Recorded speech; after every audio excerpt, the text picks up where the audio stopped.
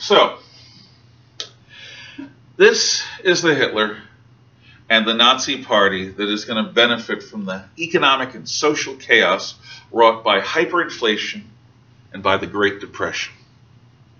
This group of ideologues who explain the world in completely untraditional ways, they offer something that the traditional parties don't offer. They offer something that the communists do offer. In a hopeless time, they offer hope. Like the communists, they have an explanation for why the world has gone bug nuts. And they have a plan that seems rational within the construct of its own presumptions, that seems reasonable to build the world back from the brink of chaos into a new order that will benefit all members of the society.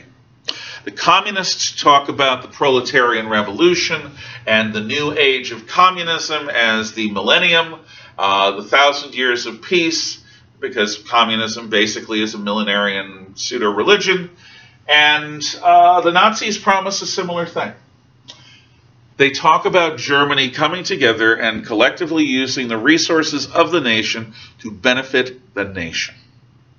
They offer hope to desperate people, people who've lost their jobs, their businesses, their homes, their life's savings, who've lost their sense of purpose in the world, who've lost their country in the sense that they don't recognize it anymore, who doubt their faith, or who don't find in traditional Christianity enough to believe in to really base their lives on, people who are directionless, hopeless, and wandering, just as Hitler was when he found the German Workers' Party and Anton Drexler. But now Hitler's in charge, and Drexler's barely anyone's memory. So, as in 1929, 1930, 31, 32, into 1933, deepen the effects of the global depression. As more and more people are out of work without any secure source of new meals, without any secure source of any kind of even baseline economic security, without a job, without a home, without any idea of how they're going to get the next meal, hoping that the soup kitchen's going to offer something. Or people who have a job but feel resentful of absolutely all the grievances we've talked about. Hitler's party and the Nazi Party begin a series of street battles throughout the major cities and meeting places of Germany. The red-shirted communists versus the brown-shirted Nazis. The brown-shirted Nazis are composed of Sturmabteilung, the stormtroopers, or the SA, the SA.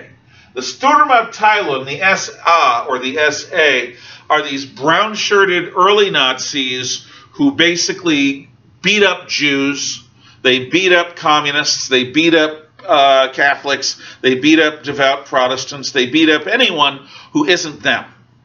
They're street thugs, and often the police have enough favorable ideas about the Nazis to not go after the SA troopers very much.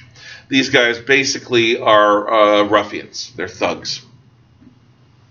And they fight the red-shirted communist thugs. So you have these street battles between Nazis and communists. You have communist neighborhoods and you have Nazi neighborhoods in the slums of German cities.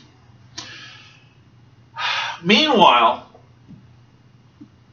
the old Paul von Hindenburg, who had been the field marshal supposedly in charge of the high command, becomes president of the Weimar Republic. And what Hindenburg represents is stability and continuity in a time of desperation and terror and fear. In case you didn't get that with the terror. But Hindenburg is an old man. Hindenburg personally pines for a time when his Kaiser will return from Holland. But that isn't happening. As these years, 1929, 30, 31, and 32, go, the governments, the prime ministers, the chancellors of Germany are more and more quickly replaced. There is election after election after election. Remember, the Weimar Republic is weak and lacks legitimacy in the eyes of most German people. And now times are really bad. People are really dying. There is real suffering. It needs to be dealt with now, and it's not being dealt with. So what happens is, in each election, the communists grow in power, and the Nazis grow in power, and the parties between them shrink in power. By early 1933, a decision is made by the elites within the ruling parties of the Weimar Republic, and it's a decision of inoculation. Now, we've talked about cultural and social inoculation, political inoculation before, when we talked about the Chinese looking for a way of dealing with Western imperialism during the Taiping Rebellion, trying to embrace Jesus Christ's younger brother, to accept a Western idea, to make it Chinese, and then to use it to drive out the foreign devils. Finally, they did the same thing with communism. They took a Western idea, made it Chinese, and then drove out the foreign devils. Not that it's working out too well for China since. In the case of the elites who run the Weimar Republic, by early 1933, they say, we are looking right in the eyes of a full-bore communist revolution. If we don't do something, the communist people, the communists are going to be supported by the starving people of Germany. We've got to do something, and we've got to do something now. We've tried moderate right-wing parties. We've tried traditional right-wing parties. We've tried center-right parties like the Catholic Center Party. That's literally what it's called, the Catholic Center Party. Nothing works. So what we're going to do is we're going to embrace the little Austrian corporal with his prison haircut and his Charlie Chaplin mustache. We're going to make him Chancellor of Germany, the Prime Minister of Germany, who works for the president, who leads the government, the most important politician in Germany. That little dweeb won't know what to do. He'll be so overawed by being with fancy people like us, by having the world take him seriously, that we will rule him. The little neophyte Hitler will be ruled from behind the scenes by the traditional conservative men who've run the Weimar Republic into the ground. They did not know who they were messing with. That these guys thought that they could rule Adolf Hitler bespeaks a fundamental lack of understanding of who they are and who Hitler is. So, in late January of 1933, at about the same time when Franklin Roosevelt becomes President of the United States, Adolf Hitler becomes Chancellor of Germany. He is working for the old President von Hindenburg, but he is the young Chancellor. And at first, he does seem to be out of place. The president treats him with a basically barely veiled contempt. And Hitler doesn't. I mean, this is von Hindenburg. Hitler respects him, sort of, but he's very old and he's very, very, very ailing. So Hitler bides his time, but a couple of months into his term, the German Congress building, their parliament house, the Reichstag, is burned to the ground by arson, the report says. And the report connects the arson to anti-German terrorism.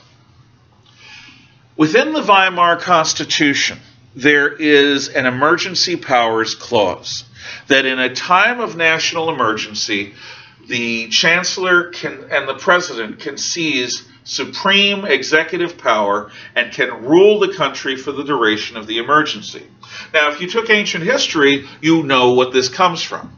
This comes from the Roman concept of the dictator. You have normal times when the republic does its work, but then there's an emergency, and you need King Cincinnatus to leave his turnip farm and come fight the barbarians. And if you're lucky, King Cincinnatus will take up the fight, become dictator, order a victory, and once victory is achieved, go back to his turnip farm and leave the republic in peace. He is the best dictator in human history, bar none. But the same policy is in the Weimar Constitution. So, When the Reichstag building burns to the ground, Hitler is granted by the Reichstag membership, who weren't in the building at the time. It was at night when this happened. He is granted emergency powers. Now, George Lucas, who really didn't have many original ideas at all, apes this in the scene where the Chancellor Palpatine is granted emergency supreme power by the Senate. And Padme Amidala famously, and insipidly says, "This is how freedom dies, not with screams, but with cheers and crowds." Well, that is based on what Hitler actually does. Hitler is given supreme power. So Hitler doesn't achieve power by revolution. He achieves power by the leadership, the elite of Weimar Germany, granting him the chancellorship. He is appointed chancellor, and the Reichstag fire allows him to legally take total power into his hands. Now let's see what he does with it next time.